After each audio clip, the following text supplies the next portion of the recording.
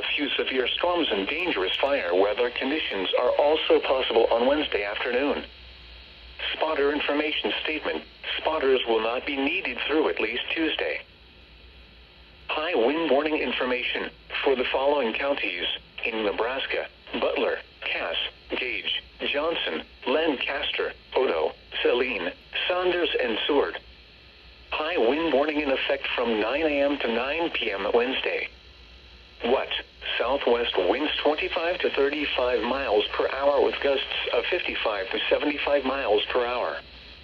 Where? Portions of east central, northeast and southeast Nebraska and southwest and west central Iowa. When? From 9 a.m. to 9 p.m. Wednesday. The following impacts are expected. Damaging winds will blow down trees and power lines. Widespread power outages are expected. Travel will be difficult, especially for high-profile vehicles. People should avoid being outside in forested areas and around trees and branches. If possible, remain in the lower levels of your home during the windstorm and avoid windows. Use caution if you must drive. The Lincoln, Nebraska Climate